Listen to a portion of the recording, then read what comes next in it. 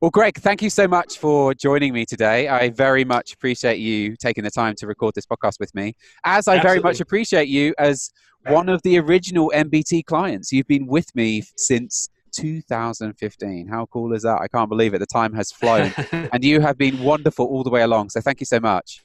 Wonderful, and I'm sure very a lot of emails coming your A lot way of over emails, the but it's been years. fun. I love this stuff. Like you figure some stuff out, and then you want to help someone else achieve what you've achieved. And I mean, yeah, it's a lot of emails, but it's not like you really notice it at work. It's not like digging holes in the ground. Although someone listening to this will probably be digging holes in the ground for a living, thinking, you know what, I'd rather dig holes in the ground than answer all of your emails. But you get my idea, right? That it's not really work when you love it. Yeah, that's right. That's right. Well, I'm glad that it has been too much then. Yeah. Oh, take me back. Take me back. So 2015, I think you were already well on your way to where you are today. But so take me back maybe to at least 2015, perhaps even before that. Tell me about some of the things you figured out. Tell me about, how you discovered math and how your GI symptoms came about. Like how did that all go down? Yeah, I mean, I think I probably heard about Nourish Balance Thrive first. I think you were on Ben Greenfield talking about the organic acids test in Wow, like that is a long time ago. 2014 Yeah. or something a long time ago, and just it made so much sense. And it was around the same time that I first became aware of math, just through there's a podcast or is a podcast called Trail Runner Nation, and I feel like there's certain kinds of people who are always searching for a better answer or a better way to do things, and we do things sometimes for so long that it's just inertia carrying us along in the way we're doing these things. And then you hear someone go, oh, here's the better way. And it just clicks into place. And I've had that experience a lot of times, like with meditation, for instance, where it's just, oh, that's the solution that I'm looking for to these other things. And so math was kind of the first step of like, I was a typical endurance runner. I was always injured, always running way too hard. 20 milers with my running club would be done at like tempo pace, or whatever. And then you hear about, oh, well, here's a better way to train. Here's a better way to look at your health, right? Not just, well, I feel fine, I guess, right? Sort of, in the morning, like my leg hasn't fallen off, so I'm healthy, I guess. And then hearing you talk about the organic acids test, where you can get so into, what is it, 80 different, sort of metabolic tests within the larger tests, and really get a clear picture of what's happening in your body. So that was kind of the beginning of it for me, where you go, oh yeah, what I've been doing, like, even if it was kind of working, it was not working on a existential level, and then you hear someone talking about these, I guess they weren't new to you, but they were certainly new to me. And then the whole sort of functional health journey, unfolds, and it's a real journey, for everyone, I think. And so getting down the right path and being at the beginning of that kind of correct path for you is always much more exciting, I think, and satisfying than, being way, way down the wrong path. And then, of course, you take a step back from training, and then the focus becomes, in this much more macro sense, health, which prior to that point hadn't really been part of the conversation. It was just performance and training. That's really interesting to hear you say that. And I wonder whether we are two peas in a pod in this regard. Simon has said to me, like, not many people are like you, Chris, that you can just spin on a dime like that. And it seems like you just said that you did the same thing, right? So you're doing tempo runs is like kind of your bread and butter. And then you hear one episode of the Trail Runner Nation podcast. I bet it was an interview with Phil Maffetone, wasn't it? Yeah. And that's what you think, it just clicks with you right there and then. Okay, all right, I'm done with tempo running. I'm going to do this math method thing. Is that really how it went down?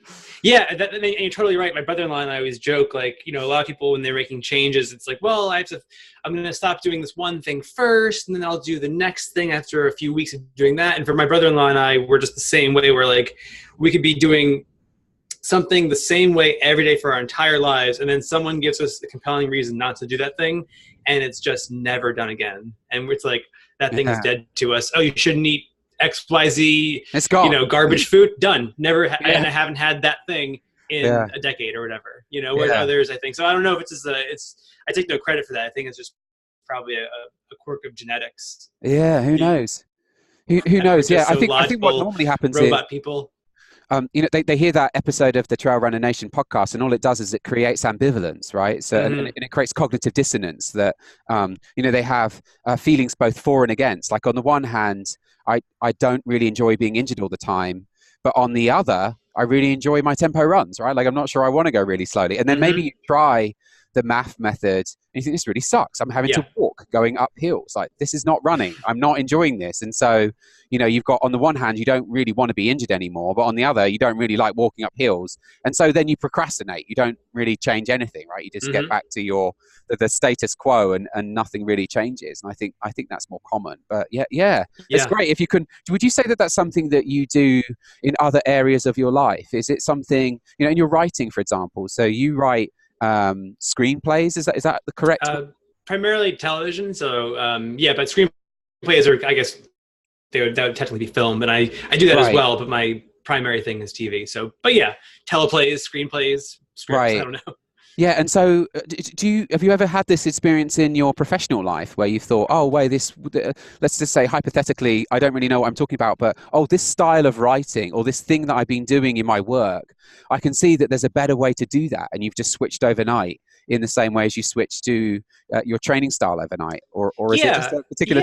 No, I think I think everything you do should kind of have the same general approach. Like your process to one thing, I don't think it can be different from your process from another thing if you're really doing all those things authentically to yourself, right? Like if you were to approach things very logically and, kind of methodically in one area of your life, but in some other area of your life, you're, a psychopath just with raging impulses, like that would be a hard thing to square, so I think it's kind of everything I do. I mean, writing's maybe harder to, there's no math method for writing, unfortunately.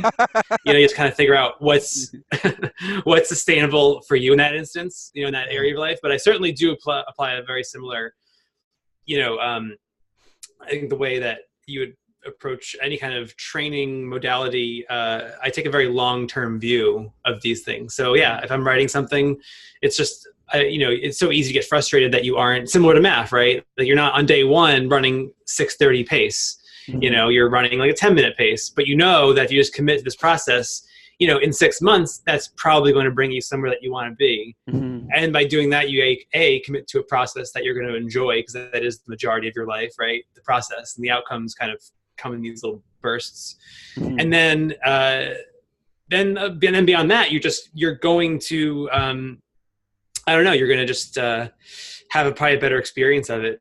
And everything kind of seems to be better because of that process. So with writing, I just, believe in just chipping away, so 5 pages a day, and maybe it's not great at first. And I'm a big believer in the vomit draft, like getting just your first draft out as fast as possible. And it's complete garbage, but you have something now to respond to. You have some framework to begin addressing, as opposed to just like, never, never writing a word unless you were convinced that it was going to be perfect. Every line was going to be excellent at the bat. So I think it's probably a more of a like patient approach, I think, is probably what it is, and not needing the result to come that fast. So I think changing then is easy, because you're like on a big boat, right? That's just like thousands of miles from destinations that you want to be at. And so if you're just turning this way or that way is easy, because you're not really in a rush to get where you think you need to be. Well, that's really interesting to hear you say that about the writing process, that you just vomit out all of your ideas. And then what does it look like after that? So then you edit relentlessly. And at what point do you feel like it's ready to show to another human? I'm not very precious with my writing. And so I have managers and I have an agent and stuff, and they read everything that I am trying to sell or pitch. And so I get them stuff as soon as I have something that is down the road far enough where it's not complete garbage, but often I send them stuff at the point where I go, I've done as much as I can do with this draft. I know why it's not good. I don't know how to get it where it needs to be. So like a screenplay, for instance, I'm sort of new to that, to film as a medium. And the past year I've been really diving into it and trying to, make some inroads on that side of the industry. And with film, you're really saying like, here are the 60 or whatever scenes that are the only important, story points to this complete, arc for this character. Here's the entire story. It has to fit and has to be satisfying, and it's, it's like reading a novel, right? It's really got to all fit together. And so I'm so aware of my shortcomings because it is a new style for me, or a new medium. So I really try to adhere to the whole beginner's brain kind of attitude towards That's what I was things. going to say. I was going to say, and also Carol Dweck, right? Is that it? Carol Dweck, yeah. Dweck, by Carol yes, Dweck. mindset, and the whole fixed mindset. I think of that a lot, actually, because whenever you feel frustrated, you can have two responses to that frustration. You go, okay, well, I'm frustrated because I'm not where I want to be, period, right? Or I'm not where I want to be yet. Mm-hmm. And that first one is the fixed mindset, right? Where, I just suck at this. I'm terrible at this. Yeah. And the other one is like, I can learn to do this better. Yeah. It just is going to take me a little while to do it, maybe. And so I try to, just get things out. I tend to work more on a volume basis, I think, with everything, where, and we can get off writing this. I try to approach it more like, okay, I've gotten it as far as I can take it. Now I'm egoless enough to know that I need help getting it to the next level. Okay, it lacks this kind of thing. It lacks a character motivation. It lacks, things don't escalate enough, or plot is being too determined by external events versus character decision. Like, I know that those things have to be there, but hey guys, can you help me out? Because right now I've gone as far as I can go on this current iteration of this project. That's amazing. And it feels like we're talking about something that's completely off topic, but it's really not, is it? This is just a very, this is a general framework that people can use to think about problems, It's like, absolutely right. Everything. Well, and I think so much of it too, I mean, listening to the Mindset audiobook was really interesting, because a lot of it felt very obvious to me. I was like, and I don't mean that as a way of like tooting my own horn. It just felt like, well, of course, like, you get better at things. Of course, you just develop as a person. You couldn't walk. You couldn't speak when you were born. Right. You didn't know how to write and read, and I think we become so impatient as adults that, like, why haven't I mastered this thing? I have an iPhone. And it's like, well, not everything is just, an app click away, right? You have to, if you really, but then it also calls into question, like, do you actually want to be doing the thing you think you want to be doing? Right? Like, if I fundamentally didn't like writing or believe in, the power of storytelling, or if I didn't have personal experiences watching movies or TV shows or listening to music where I really innately believed in, like, the potency of that experience as someone making the thing, but also someone who's very fond of watching and taking in those things, I wouldn't spend the time trying to get better at writing. And similarly, if you wanted to arbitrarily learn German, and then, you get into kind of more challenging sentence structures and verb tenses and conjugations, if you don't care about learning German, you're never going to stick with it, right? So I think part of it comes down to, like, actually knowing yourself on that level. And it applies to sport as well, right? I'm sure you've seen a lot of athletes in your patient population who, had been, like, hard charging endurance athletes, 5 marathons a year or whatever. And then at a certain point go, like, why am I doing this? What am I even doing? I think part of it comes down to just, like, constantly questioning, the things that we're doing and how we're spending our attention and time. Mm-hmm. Yeah, absolutely. I mean, I think anyone, or at least my experience, and I think this is common when people read Mindset by Carol Dweck, is that they realize that of the growth mindset in some areas of their life, and then have a fixed mindset in others, right? So, when I read the book, I'm not sure, did I ever think this? But the classic one is people think that people are born musical, right? Or I'm born good at math. Like, some people are good at math and some people are not. And I can't believe I just said math because I'm British and we say math. Maths, yes. Math, yeah. So Simon has accused me of having a fixed mindset with respect to training. So, up until very recently, and maybe even still to this point, I think that the main thing that's going to determine your performance outcome is whether or not you're healthy.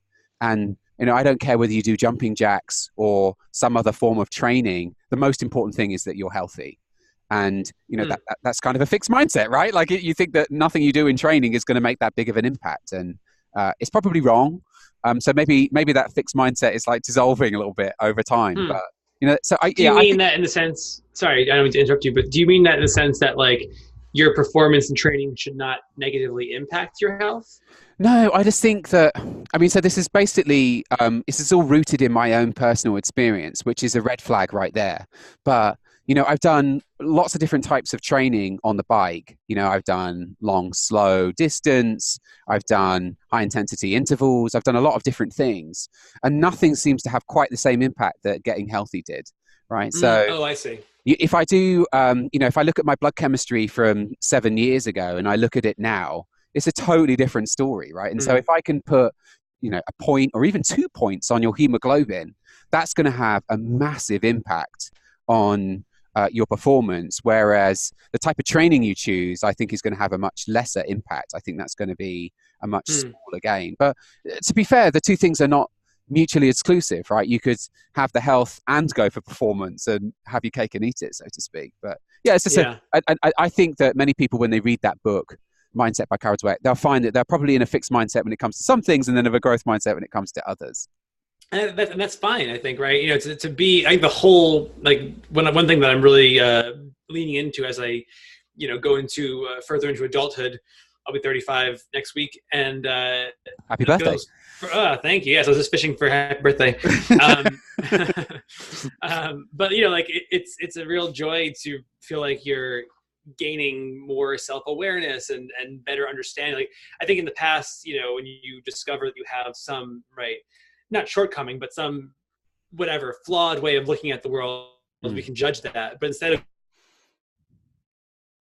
well, I'm fixed mindset here and mindset there, and isn't that a shame that I'm fixed mindset in the first category? It's like, well, okay, just observe it, acknowledge it, and go, okay, how can I begin to unwind some of those firmly held beliefs without judging it? Mm-hmm. Talk about what you've learned with respect to diet. So when you first came to us, you had a bunch of GI symptoms. Yeah. And I don't know. I mean, I feel like the gut thing, it's almost an ongoing battle, right? I mean, so my last GI map, sorry to switch gears and talk about myself. Hopefully this will be useful to someone. But, my last GI map I did just recently, it was completely normal. It's like the first good, really perfect one I've really ever had. And it's been 7 years since I've started doing those tests, right? It's been a long journey, and I'm still really sensitive. I can't just walk into any old restaurant and order whatever I like off the menu and expect for there not to be repercussions. So I think it's not right to say that it's a goal, right? Oh, I'm going to fix my gut. It's a goal. It's more like a value. It's like a direction that you're heading. It's like something. It's a constant work in progress. And so, when I ask you that question, or what have you learned about your diet, I'm not expecting to say, oh, well, I just made these simple changes and then it was job done. I'm expecting, like, maybe you do still get some GI symptoms from time to time, and usually why that's happened. But start at the beginning. Go back to, I don't know, 2015 at least, probably earlier than that, and talk about some of the GI symptoms that you were how was it like running when you have a bunch of GI symptoms? I mean, I think at the time, I wasn't even, that aware of having symptoms necessarily. I think, I can recall being a kid, and, we would always go to my grandma's house on Sundays, and we'd have all these, like, prosciutto and supersad and all these, like, Italian cured meats on the table. And I'd eat prosciutto and my throat would get scratchy and, like, like an allergy response. Now I can know it as an allergy response. But back then I go, I guess when you eat prosciutto, you get an itchy throat. That's how it works. I think at the time when I was coming to Nourish Balance Thrive, it was more just like, oh yeah, but I have meat, I get really, like, bad, not great GI symptoms. And if I have sweet potatoes, I get really gassy. And I guess this is how it happens when you eat sweet potatoes or red meat. Yeah, that's what they do, I guess, right? And then it wasn't until I started working with you guys, and you're like, oh, you're a mess. Like, look at all these numbers. I think it was the organic gases test probably showed a bunch of that stuff initially. Right. Objectively, that's true. It's something that the testing is useful for, is objectively, this is not normal. Well, right. It's not, it was normal to me, right? But it was not, right. It was not, well, what's the opposite of, there's normal and then regular, I guess, right? Or maybe normal is the objective and regular is sort of like, well, this is what's normal for me at the moment. But right. That's not what you want. It can be common, but it's not normal. Common. Certainly not optimal. That's right. That's probably a better way of saying it. Yeah. Yeah. That's right. You're totally right. So that was the situation back then, for sure. Yeah. And you're absolutely right. I think I spent most of my life up until about the age of 30 years, probably at least, actually, I'm 43 now, probably longer than that, not even knowing what normal was, right? Like I'd just be constantly farting. I had a basketball where my belly was. Yeah. And I just didn't realize that that wasn't normal, because that's had almost been my normal, right? Like, it always been like that. And so, so that was a discovery for you as well, then, that it just, that's not normal. Yeah. Yeah. And then you start working on, I think it was a lot of, at the time, I think it was a lot of like the fibers and the sort of all those jugs of like, is it Now Foods or whatever? I think those are like the different, like probiotics and prebiotics. And so I was taking a lot of those at the time. And, but to your point, it is an ongoing thing, because there are times like maybe during higher stress where I'll have like gut symptoms kind of come back out of nowhere, for like a few months and go, oh, this is weird, or to your point, you go out to a restaurant and have a meal and the next day your gut's kind of weird, or maybe you have a period of bad sleep and that makes your gut kind of weird. So I don't know if my gut is more variable now or if I'm just more aware of it now. Yeah, I think it's probably the latter. Yeah, and I worry about the nocebo effect that Malcolm Kendrick called it. I did an interview with the British GP, Malcolm Kendrick, and I think it's my favorite episode to date. But Malcolm called it the no-brainer effect. And I sort of got the joke after he said it, right? It's like, you basically, you expect there to be a bad outcome, so there is a bad outcome.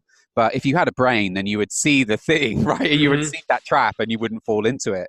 But yeah, I do, I like to think that I don't do that to myself, like go and eat something in a restaurant with the expectation it's going to cause harm. And then, of course, it cause harm. Well, I think of it with sleep all the time, too. Like, I have this Aura ring that I wear and that I've taken off for our conversation because I gesture with my hands a lot. And it often walked like 10,000 steps during lunch or dinner. I'm talking so much like this I didn't know that. with the hands. So it's currently off my finger. But yeah, I mean, like having that, I'm sure I've always had similarly spotty sleep the past, as an adult anyway. Yeah. And yet now I'm just like that much more aware of it. And there's a trap I think that everyone goes through when they start to like quantify anything, whether it's heart rate in their math training or, quantifying their sleep in some way or another, or the HRV, where you do it at first, it's interesting. And then you get a little more into it and it can be a stress. To know, oh, I didn't sleep last night as well. My score is low. Oh no, I'm gonna die. Right. And now I think then you get past that phase, and then you just learn to like go, okay, well, whatever. I didn't sleep well last night. It. Like, yeah, right, accepting it. That's right. I don't like this. I don't want this, but I'm gonna make room for it. Yeah. And I work from home right now. I finished a show a few months ago, so I'm just at home working on my own stuff right now. And so if I don't sleep well, I can go, okay, well, just take a nap then after lunch. And like sleep for a half hour and then you're okay. Don't worry about it. As opposed to, last year was kind of the year of sleep. I feel like it was like on every podcast, there's that couple of books that had come out about sleep.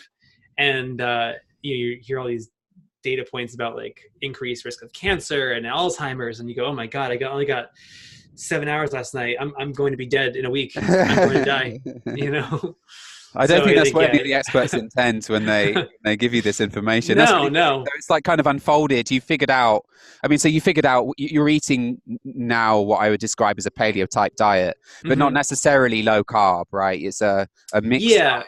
Yeah. It's diet. Yeah, it's sort of like the Nourish Balance Thrive diet, I would say. Oh, blimey, you've just coined that right there. Yeah, that's right. I know. I wouldn't like to say that there is one true diet, actually. Like, I don't think there is one true diet for humans, and it's very much an individual thing. And I think that's probably one of the mistakes that we're all making, is looking to experts for, the exact number of carbohydrates you should eat. And I don't think anybody knows, right? You've just got to figure that out for yourself, which is which is frustrating. It's frustrating. Great, frustrating. If somebody could just tell me, give me the answer, that'd be 100 grams a day or something like that. Yeah, that's what it is. I mean, there does seem to be that does seem to be kind of the number that gets thrown around a lot in talking to you guys in the forum, like 150 a day. And how did you guys kind of arrive at that just ballpark number without saying that it's like the one true number? So it's just through experience, I think. I could ask Tommy. So he'll come up with a formula. I want you to be eating, exactly this, at least this amount of carbohydrate per pound of body weight. But, I think it's largely through experience. Like when you see somebody that comes to you and they're not doing well, and you're like, well, it's questionable whether they're even eating enough food, let alone enough carbohydrate. And then, you up the carbohydrate and all of a sudden the lights come back on. I think it is mostly through experience. I don't think there's a review paper that I could cite in the show notes that showed. Maybe there is. I'll ask Tommy, and if I can find one, I will cite it in the show notes. But I think it's just mostly through clinical experience. Interesting. Yeah. I mean, so getting back to the diet question, I definitely feel like now the thing that I struggle with eating a much more, and I never ate a bad diet by any means, but the things that I thought were good were like, like for a while I was just vegetarian kind of by accident, maybe in 2000, I don't know, like say 11 or 12. And I would think that like a great meal was like a big bowl of quinoa and some broccoli and whatever else, whereas now I would look at it more like, okay, well, that's not the worst thing you could eat. It's certainly not a jug of soda, but that isn't like, necessarily ideal. And so now I'd say my diet's much more like, again, that ancestral paleo kind of thing. There's liverwurst and, ghee and coconut oil and a lot of fatty cuts of meat. I have some short ribs braising behind me actually right now.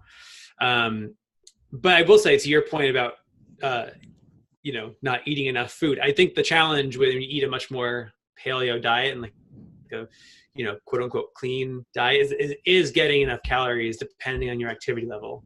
Mm-hmm. And I certainly am aware, I've been working with Zach now since about May on more of a strength build. And now I'm just starting to get back into running.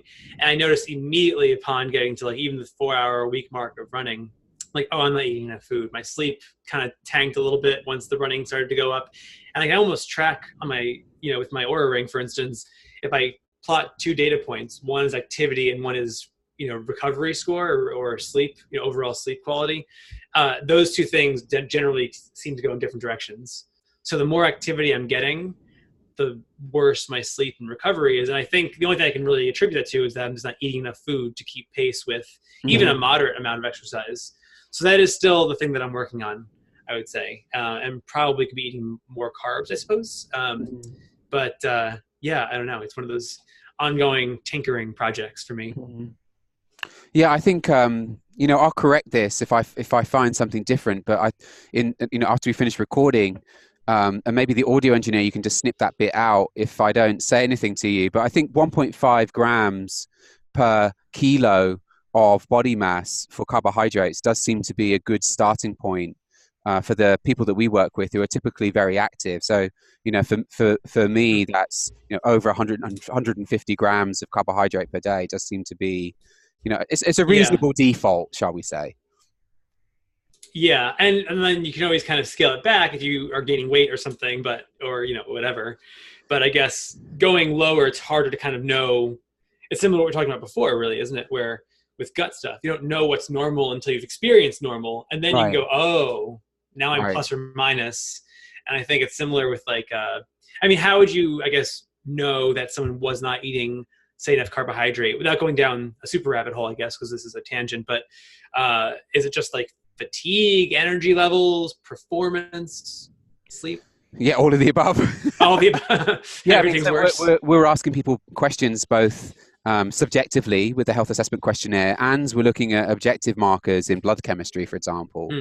So a very typical athlete profile for someone that's just underfueled in general, and it won't just be carbohydrate, right? People are just not eating enough of everything. And then you might often see an elevated fasting blood glucose, but it's nothing to do with diabetes, right? It's the highest number that you'll see throughout the day. If you were to get that person to wear a continuous glucose monitor, you would never see a number higher than the number that you see first thing in the morning. And then you might also see very low triglycerides. And so it goes on. And so it's like we're kind of looking, and then subjectively, we're looking at the health assessment questionnaire. So, we ask people questions like, in the last 7 days, I felt tired. In the last 7 days, I was too tired to exercise strenuously. Like, you see this kind of constellation of signs and symptoms that might indicate that. And then you look at a food diary and you see that somebody's eating 30 grams of carbohydrate a day, and then training to be an elite Spartan racer, and you're like, I don't think this could work. Like, this is definitely, and of course everything is an experiment. You never know with certainty that this is the answer. And even once you've done the experiment and things seem to have improved, you still don't really know that the thing that you did was the right answer. It's almost just like, oh, here's an idea. Let's investigate this and see where it takes us. And maybe it takes us nowhere, and maybe it's the answer. We don't know. So it's all about generating a hypothesis and then testing it in your day-to-day life and figuring it out. So that's why I don't think, even though I like the idea of the Nourish Balance Thrive diet, superficially, I think in practice, like I would not be able to describe that diet, in a book. Yeah. Uh-huh. That's interesting. It's funny, as you're talking about all those things, I'm like, yep, check. I'm not Yeah, sure, we see it but all the time. yeah. So I should mention Brad Kearns has done a series of excellent interviews with Tommy. Yeah, those are great. You've heard them on his Mm-hmm. new Get Over Yourself podcast. And so if you want to understand this prototype, this phenotype better, then listen to those interviews with Brad Kearns, because Brad Yeah, has definitely been there and done that and gotten better from it too. So listen to for Brad. sure. Well, it's funny because he was sort of one of the big proponents you always hear, going keto and low carb and, Yeah. MAF and just have high fat. And then you kind of realize, oh yeah, that's all and well, but look at your blood chemistry and all these markers are in the tank, and, maybe there's some moderation to be applied here. Right. And yeah, exactly. It works until it doesn't work. And then you're like, oh, crap, I guess it's not working. And it Yeah, creeps up on you, exactly right. Yeah. Yeah. Well, and it's funny to your point about, normal, you get used to being very kind of groggy in the morning and just going, well, I'm just groggy again. But then you go like, that shouldn't be the case. So I'm still working on that. And I think, I don't know. It's one of those ongoing things with sleep for sure. Yeah. And I think what's going on with the athletes that we work with is that, so everybody else is eating a highly processed diet, right? If I was to just grab one of my neighbors here and look at what they ate for breakfast, it would be the usual suspects, right? It would be breakfast cereal, it would be orange juice, just a bunch of refined carbohydrates. And for those people, it's very difficult for them to regulate their food intake because the hypothalamus is just not used to seeing food like that. Whereas the food that we're eating is a lot less calorie dense, and it's a lot easier for our brains to regulate food intake. And I think we've had decades of telling ourselves that we have to be really careful that we don't eat too much food. And so we apply some of the same rules that we learned from the highly processed diet to our now minimally processed diet. And the result is, especially when you combine it with exercise, a lot of it, probably more than we were, our genes were ever expecting, then you end up with this under-eating phenotype that can be quite harmful. And so you just have to forget some of the stuff that you learned whilst you were eating a highly processed diet and shovel it in, and good things can happen. And sometimes well, I like Tommy's. So go ahead. Sorry. I was just going to say, and sometimes that means eating when you're not hungry, which is very counterintuitive. And I worry about talking about this on the podcast because there's probably some people listening to whom this doesn't apply at all. And so really it's just the people like you and me who are trying to do crazy stuff, either with running for you and mountain biking for me, that this applies. And, obviously there's lots of different types of athletes out there, but if all you're doing is, if you're largely sedentary, just walking 5,000 steps a day and that's it, then probably these rules that I talk about, they don't apply to you. And so again, you have to become your own expert and figure this out. Yeah, that's right. Yeah. Did you ever hear that TED Talk, Run for Your Life, but not too fast, at a moderate pace? Have you heard that? No, I love the title though. I will now. Yeah, it's a great title. And it's kind of crazy because I had some small quibbles with how he defines certain things. He tends to say easy pace. I would say, well, easy heart rate, because pace is kind of, objective, or, it's very relative to a million different things. But he makes the point that, beyond like 90 minutes a day, 90 minutes a week of, just moderate, like jogging, basically, that's where the benefits really stop. And then beyond that, it's kind of neutral. And then beyond, like way above that, it's actually harmful, and how people with, sort of high level endurance athletes have all this, heart tissue. And then you've talked about the sort of sarcopenia of high level endurance athletes. And it does call into question, like, why exactly would someone do this? And now that I'm getting back into having done a really pure 6-month just strength build, 3 days in the gym with Zach's guidance and very, very minimal running, like, a jog or two per week of 30 minutes in my little Luna sandals. Now that I'm getting back into maybe 2 days in the gym with 4 days of running and, starting to build it back up into a base period. I do have marathon goals that are intrinsically valuable to me, but it's sort of one of those things where it's like, maybe your goal, I don't know, maybe you moderate the goals. It's once per year, and you spend only half the year training for it, and then half the year is pure strength. But that performance versus longevity podcast you guys did really put it in very stark terms for me.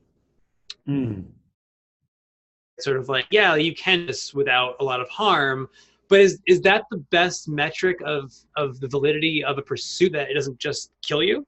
Like strength training, for instance, like has a real benefit. That's plus in the category, right? If the best you can say about endurance training is that it's not going to necessarily be the worst thing in the world for you. It's like, oh, it's the healthier cigarette. It's like it makes you kind of question the whole thing a little bit. Now there's the joy component. I enjoy being in a race environment. I enjoy the whole sort of pursuit. I enjoy the structure that a marathon build comes with. I enjoy the fact that it's sort of an interesting, just an old simple sport.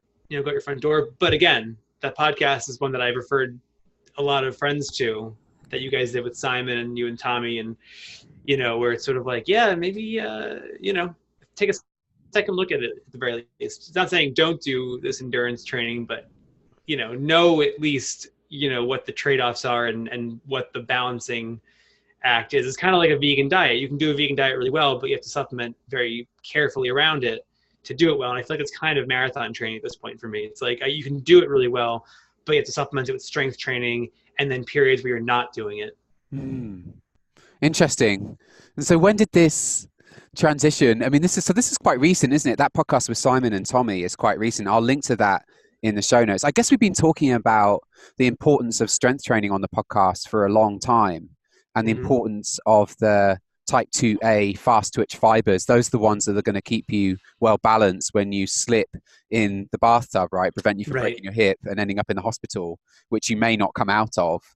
And, I just recorded a podcast with Paul Larson on high intensity interval training, where, he talks about that intensity as one of those important inputs that helps you hang on to those fast twitch fibers. But was it just another Greg White, oh, I'm just going to spin on a fucking dime here and go from being like my goal being, oh, I want to run a sub 3-hour marathon, to I want to live as many quality years as I can possibly get my hands on? Or was it a gradual process?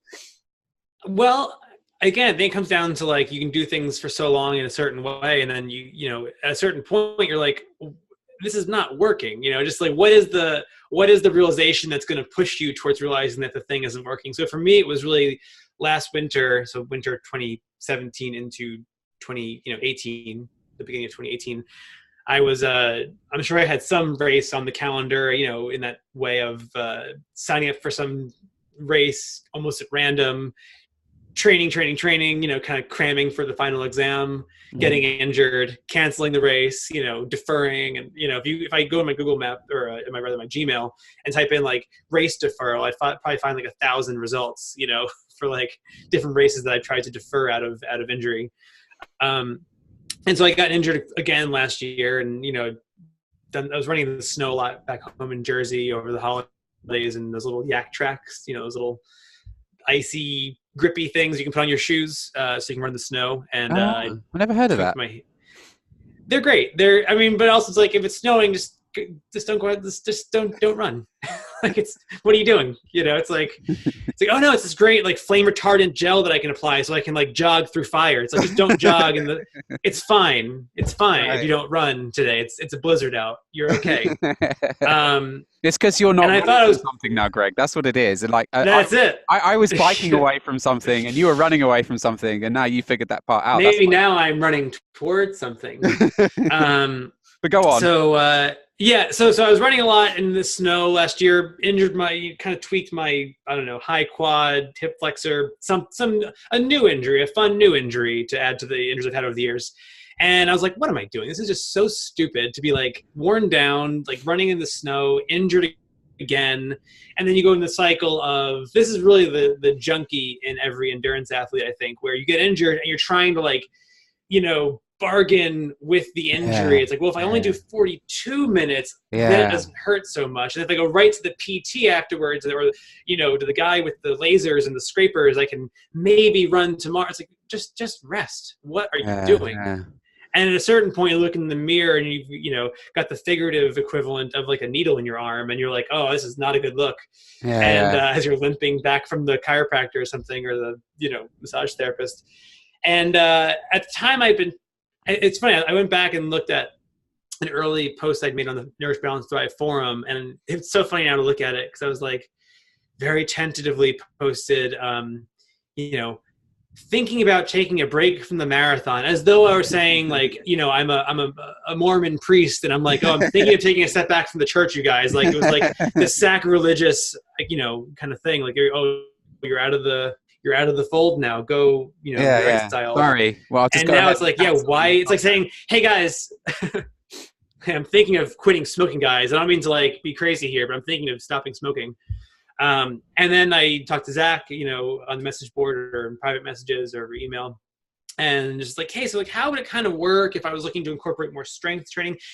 In the past year or 2 or 3, I gotten into like kettlebell stuff, which is enjoyable, and the steel clubs and the steel mace and some of the on it equipment. And, I was enjoying that side of things. And, even before that, I had started working with Tani Prazak as my coach back in, 2013, 14-ish, 15 maybe.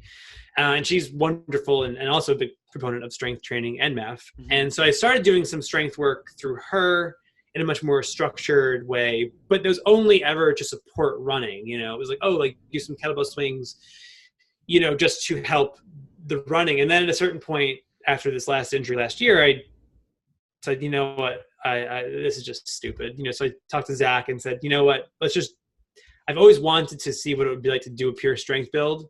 And so we just went for it. And it was one of the best things that I've ever done in my life, is just committing to a period. And my goal was like, all right, I'm going to just do strength.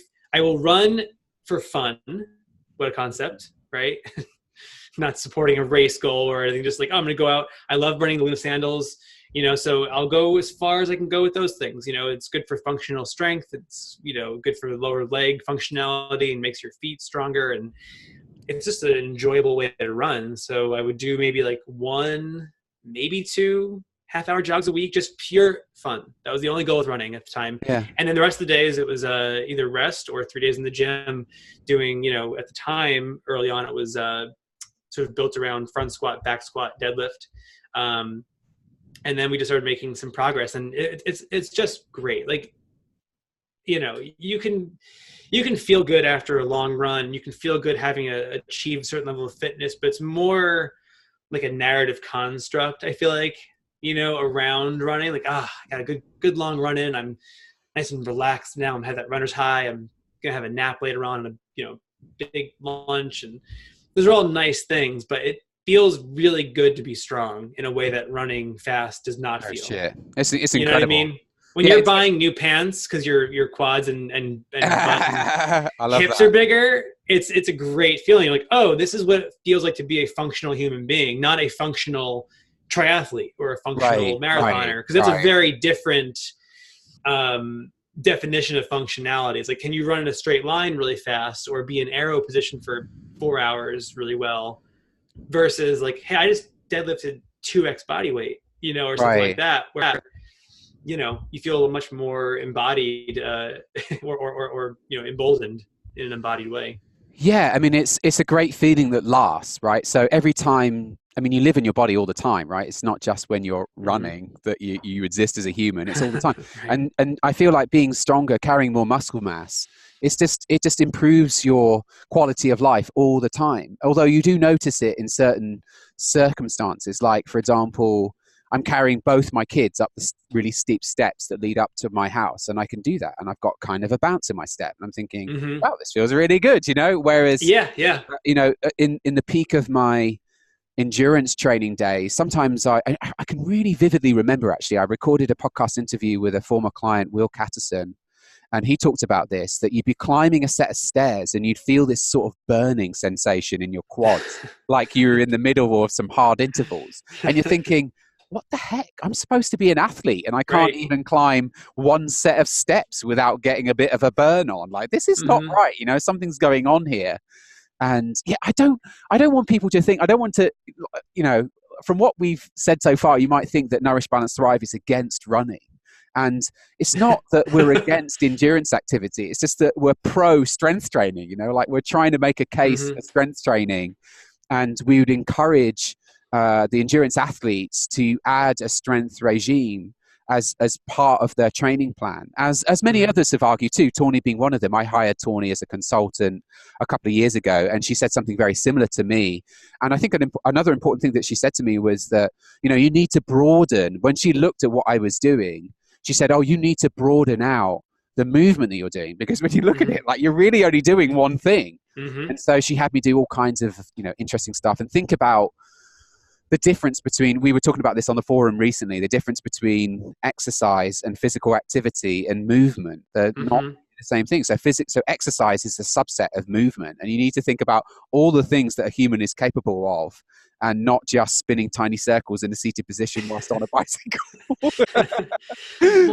Well, that's absolutely right, though. And I think that is kind of the crux of the whole for me. Is that at a certain point, you realize that you've defined yourself in one very specific way, and whether or not your ego is attached to that pursuit, right? Whether you think of yourself as, you know, I am Chris the mountain biker, I am Greg the runner, and I've had those periods of time where I've really been like gutted, you know, existentially from not being able to run. Like, well, if I don't run, who am I? I mean, truly, Right. Which is insane now to think of.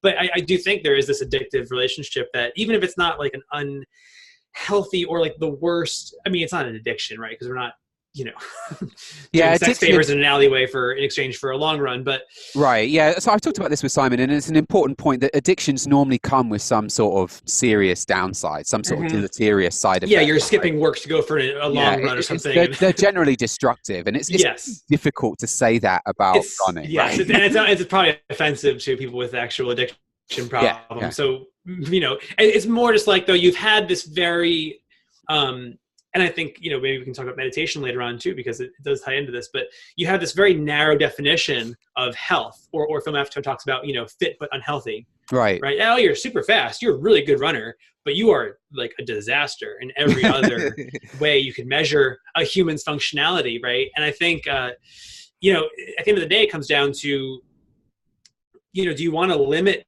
the experiences you can have being in your body?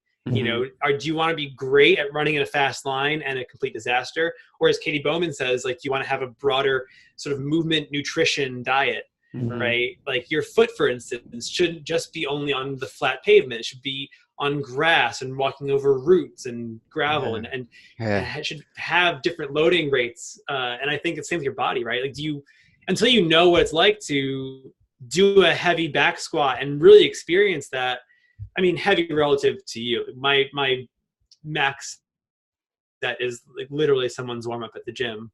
So I'm not, you know, saying that I'm you know, some strong man here, but it really is just a different experience of being alive. And, you know, do you want to be limited or do you want to be robust? And Kelly talks about this quite a bit too. Like, you should have a robust expression of, you know, a healthy human body.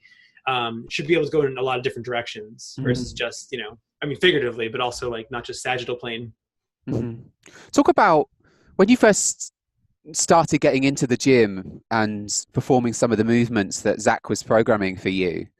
Did you not, like, was that not hard? I mean, I hear a lot of endurance athletes that when they start strength training, they say things like, I just don't enjoy it like I do the running or biking or whatever it is. And, you know, what I think is going on is that they haven't yet achieved any competency, right? And they're very, very good at the other things that they've been doing, like running or cycling. And generally those things require a low level of competency anyway. It's not like running is technically particularly difficult.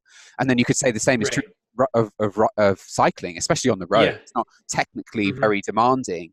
Whereas I think some of the movements that you've been performing with Zach, I mean, personally, I think they're quite technical, right? And it's very, very helpful to go backwards and forwards with the video and have him give feedback to you, because it's not terribly intuitive, especially for people like you and me that have spent a lot of time running or cycling. But did you not experience any of that? Did you not, like, you know, get through a session, you think, oh, you know what, I wouldn't mind going for a run like tomorrow, like, rather than doing all this? Did that never happen to you? When I started lifting, I mean, I've always, you know, I grew up in North Jersey, and it's always we're in high school, we were going to the gym, and upper body only, buys and tries. So I always had some basic background in the gym since I was Okay. So a you teenager. already had some level of competency then. Yeah, and I enjoyed it always. And I always felt like I was missing it when I was doing a lot of running. I'm like, oh, it'd be so cool to like get back in the gym and deadlift. And I really just believe, I don't know, I believe in it. I like the idea of it. A lot of I think the things that we're interested in that give our lives meaning. We've built these narratives around them. And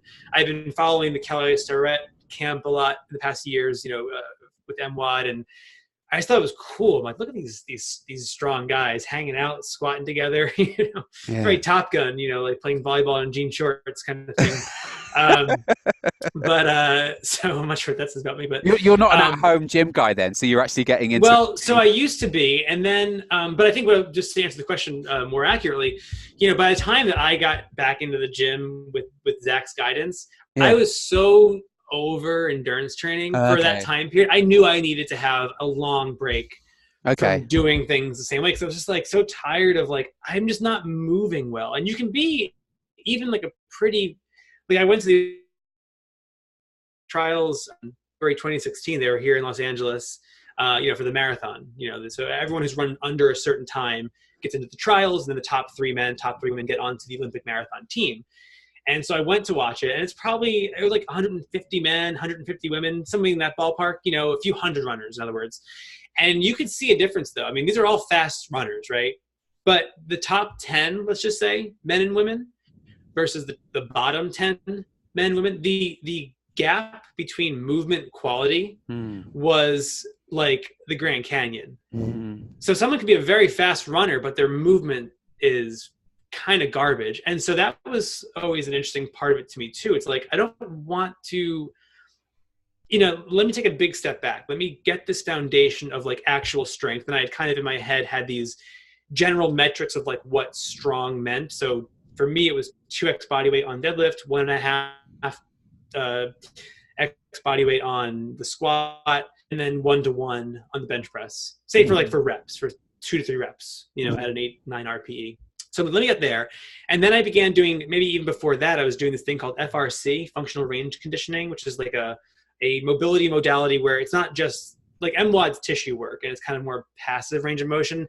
This is sort of training active range of motion at the joint. So the shoulder capsule, the hip capsule, and trying to improve the internal, external rotation, as well as flexion, extension. And so I always felt like, all right, if I'm going to take this big step back, and also the Luna sandals are part of this picture as well. So the gym was part of this overall project that I had, this kind of goal of achieving better movement quality to the ultimate goal eventually of being able to own the miles in an eventual marathon build, as opposed to kind of like, yeah, I can do it. I could do the work. I could do the running. I could do 60 miles a week.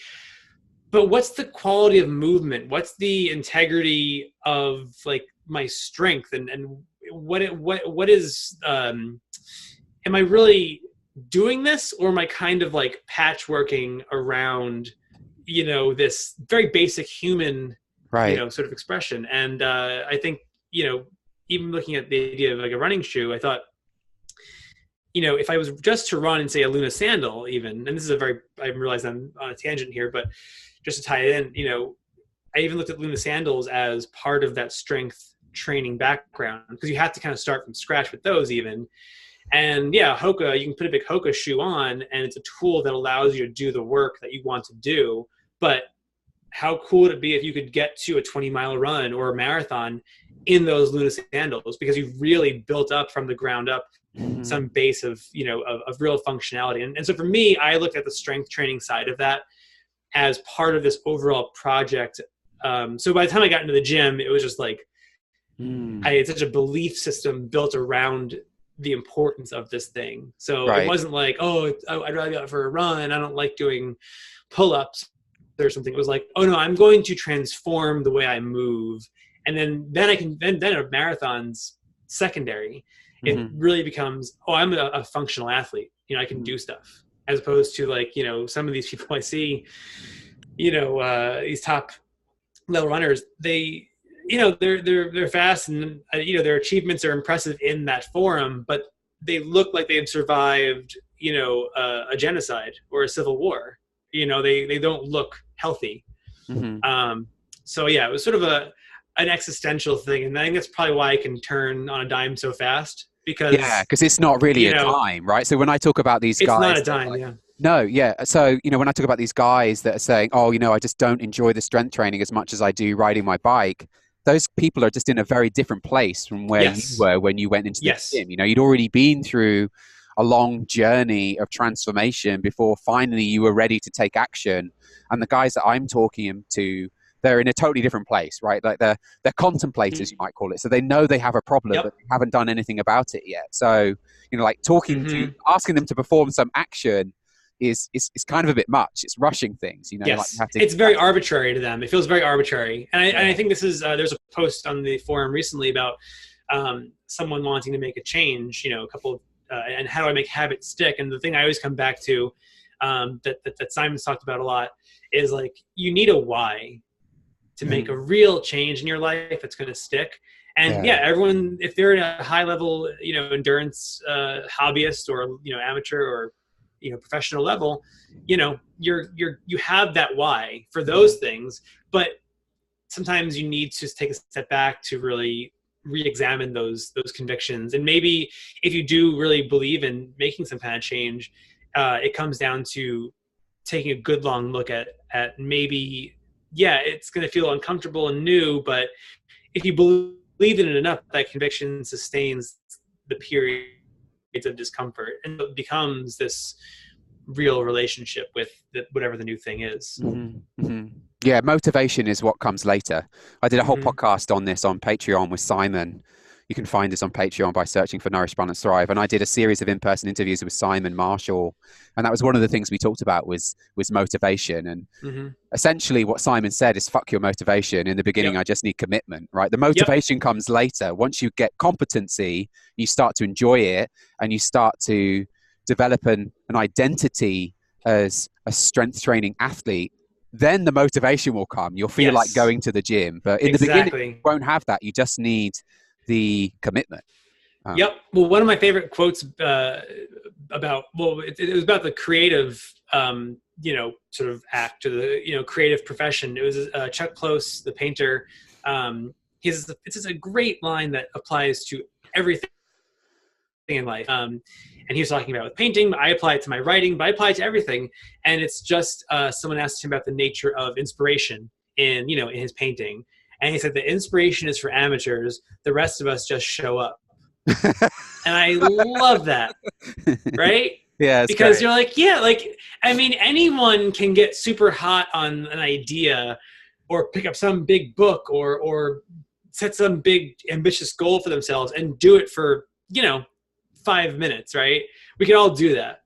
But the real success and the real achievement, and also the things that you learn from these processes, that only comes from showing up. And it's not always going to feel very good. It's going to feel very uncomfortable sometimes, or you're going to feel like you're not quite doing it right. With meditation, they talk about like the first step of progress is just that you've made time to do it every day. Mm-hmm. Not that you've become some like yogi, right? Or some, guru on a mountaintop. It's just, did you or did you not make the time to do it for whatever, 10 days in a row, 1,000 days in a row? And if it's yes, that's progress. And I think we're so in need of immediate gratification sometimes, or some Instagram worthy, image of our commitment to this thing, when it's like, yeah, but actual commitment and actual progress comes at this much more intrinsic and like subtle kind of level. And it's just like, did you do the work? Mm-hmm. Yes or no? It's not what your childhood was like, or the reason you maybe didn't do it is because of no. Did you do the work? Yes or no? Mm-hmm. And if it's no, that's it. It's binary. And I like that simplicity so much with all these things. It's like, you're not going to get strong immediately. You're not going to get fast immediately. You're not going to get smarter or more mindful or more patient or anything more immediately, right? It's just like, are you just trying to bring a little bit of awareness and chip away at it, every day? Mm-hmm. So that to me is, or with health, right? Same thing. Mm-hmm. Well, Greg, I could keep you talking all day, but I think that would be a really good place to wrap up. I've got to jump on a client call and talk to them about the blood chemistry calculator report in just a Very moment. nice. But let me ask you one more question. Yeah. I see this similar journey in a lot of the people we work with, and of course this is true for myself, is you learn some stuff and then you have this desire to help people achieve what you've achieved. It's almost like you're helping the next person up into the lifeboat. Is that true for you? Do you have an online presence? Have you any plans to help people perhaps? So I think the ideal place is, when you're just like 6 months or a year ahead of the person that you're helping. Is a really cool place to be. And it's true in health coaching as it's true in computer science. If you've just learned a new skill in computer science, you've just learned to code a new language or use a new library, and then you work with someone who is where you were 6 months ago. That's a really powerful thing, right? Because you know exactly the problems that people are going to run into. But if you wait 5 years, like I'm now 5 years out, I kind of forget like the things that people run into when they're just starting this journey. So my question is, do you have any plans to help people achieve what you've achieved? I'd love to. I feel like when I encounter anybody, and I've learned to not offer advice unsolicited, because that's a problem. Oh yeah, you don't do that. I used to do that all the time. And I still probably do it a lot with my parents and stuff. Oh, I actively avoid it now. Like when I ride bikes with friends, I will do anything. You really have to twist my arm to get me to say anything about levels of cholesterol. You don't have to twist my arm. My arm's already kind of like pre-twisted. I'm like, just give me like the slightest hint of a question mark and uptick at the end of it. But so when I encounter somebody that has a real question about particularly things that I really believe in as like transformational aspects to life. So like the strength training thing for me right now, like on a basic level, man, if I was emperor of the world, I would dictate that everyone has to be deadlifting and squatting, and with a coach also, somebody who can in person teach them so they believe and they feel it, and then there is a almost complete certainty that if you are squatting heavy for a year, that will change your life. Probably in a lot of ways. Even as the physical embodiment, you walk into a room and you're upright and you're feeling strong and confident, that's going to have a ripple effect on everything. But to the larger point, I don't know how to, one of the cool things about the forum, especially with you guys, is that like someone can ask a question and then everyone can chime in who's 6 months, a year, 2 years ahead or whatever.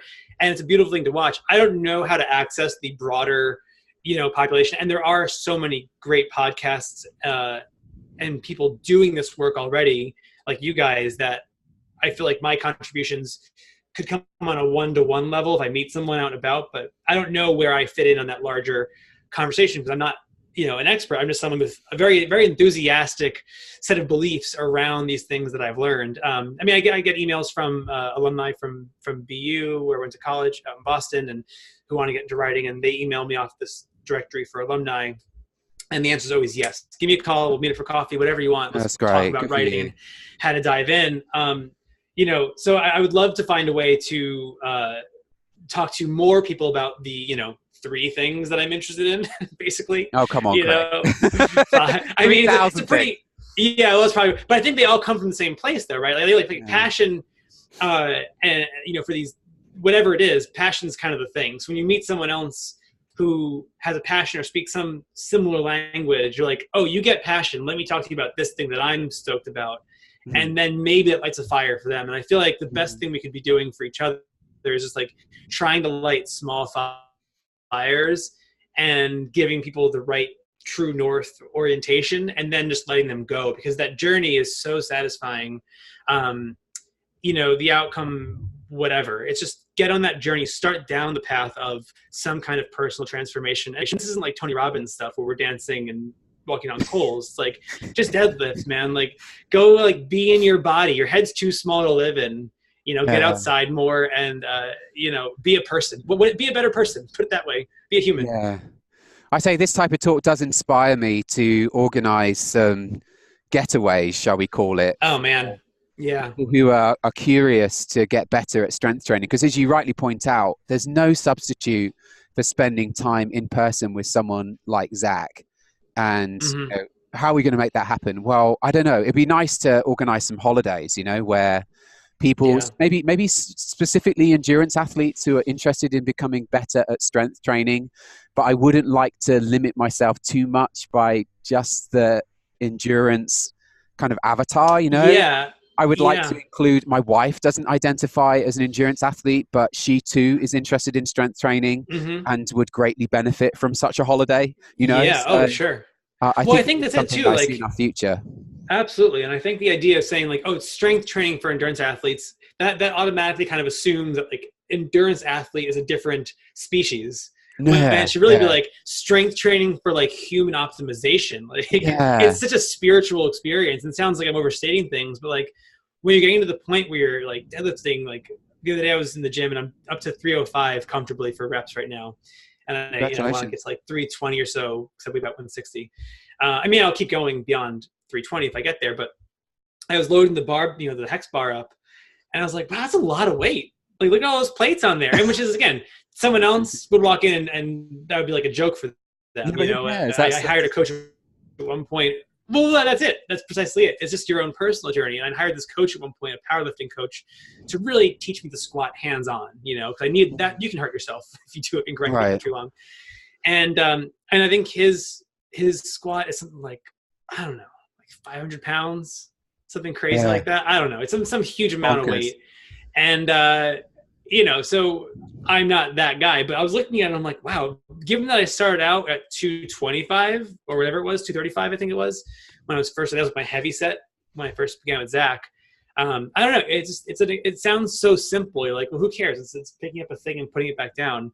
But I really feel like there's a handful of things in your life that you can do that if you can gain some basic competency and a real intrinsic relationship to those things, the ripple effect into the rest of your life is going to be like profound and lasting. Uh-huh. And I don't know what that why that is, what it is about strength training, but probably some genetic, deeply ingrained thing in us. Like we should be able to, I don't know, run fast, pick up stuff, hide in a tree if a cougar's coming. I don't know what it is, right? But it really is. I believe in it. So also for women too, I feel like on the endurance side, but even beyond that, like this is very gendered thing about like, well, women can do like small pink weights and men can do, the big weights, and I feel like even on that level, I've tried to talk to a lot of my female friends, like, man, if you can be like squatting and deadlifting, I guarantee it's going to just change something in your life, where you've been told to do things one way. And I don't know. I just feel like, again, it can't be overstated how I think the benefits are, so profound. But now I'm rambling, so. That's okay. No, it's all good stuff. Thank you. I really appreciate it. Is there anywhere you would send people online? I know that you have a YouTube channel. Is there anything else you'd like to Very mention? small YouTube channel. No, not really. I mean, like I don't have that much of an online presence. I feel like. But we can watch your TV shows. Can you name drop some TV shows that people have heard of? Oh, you can. That's true. Yeah. There's no deadlifting in my shows though. Yeah. So I just finished working on season 1 of an Animaniacs reboot for Hulu that'll be out in 2020. I've written for Comedy Central, a show called Ugly Americans, Trip Tank. On Netflix, there's a show that I was head writer for called Puss in Boots, or The Adventures of Puss in Boots, I think it's called. It was like a sort of Shrek / Puss in Boots spin-off series that we did for Netflix. That's cool. That's out there. It's a bunch of stuff. A lot of things that no one's read because I sold them and then they never went to series. So I have PDFs of my, scripts on my computer. Yeah. But yeah, I don't know. No, I wish I had there's times where I wish I had more of an online presence, but then I'm like, there's enough content. Okay. We have enough of it. I don't need to be contributing, Okay. That's fair enough. But I appreciate this forum and the of course people can connect if yeah, thank you. And of course people can connect with you on the forum. So if you if you are our patron on patreon.com or one of our clients or a blood chemistry calculator user, actually, you're one of Josh's patrons as well. We all have access to this same forum that we've been talking about during this interview. So you can ask Greg questions over there or interact with any of the other like-minded people you'll find there. Ask us questions, ask Josh a question. And I'm really enjoying that forum, actually. It's been my my antidote to Facebook, like Yeah. I Yeah. close Facebook and just spend some quality time with some. There hasn't been like one argument, everyone's like so encouraging. And even if people disagree or have like points of disagreement, it's like a very compassionate, wonderful group where everyone wants to see everybody thriving. I mean, it's in your name, right? It's in Nourish Balance Thrive. Like everyone wants to see everyone crushing it in whatever discipline. That's great. Yeah. And then posting the videos of the four. It's been a real delight. Mm-hmm. Oh, that's been fun too. Yeah. Yeah. So you can, it's not, it's a poor substitute to, when I say poor substitute, I mean, you can make progress much faster if you just see someone in person, but posting a video of your form, I think is very helpful. And also it does kind of give you a little more confidence. Like if someone's like when I've emailed Zach videos or posted on the forum, like, hey, how's it look? It's like textbook. It's perfect. Keep doing it. It makes you feel really, I've done something, as opposed to, like, I don't know. Even the critiques are very helpful. It's never like, hey bro, like, you're anterior dominant, get more posterior. I don't know. It's a wonderful thing. And it's rare you can say about an online platform that it's been a real like net positive in your life. So yeah, thanks to you and everyone else on the Nourish Balance Thrive team for, creating this great space where people are trying just to optimize, but not like a douchey, like, I don't know, biohacker way. It's like a nice, like, hey, be a person, like connect with your wife more, socialize, get a community. So it's just wonderful. So thanks. Thank you. Excellent. Well, this has been fantastic, Greg. Thank you so much. Yeah, it's been great. I'm sure we'll talk very soon. We will. All right. Okay. Thanks, Chris. Take care. Cool. Hang on, but just before you go, I'll stop recording. Yeah, of course.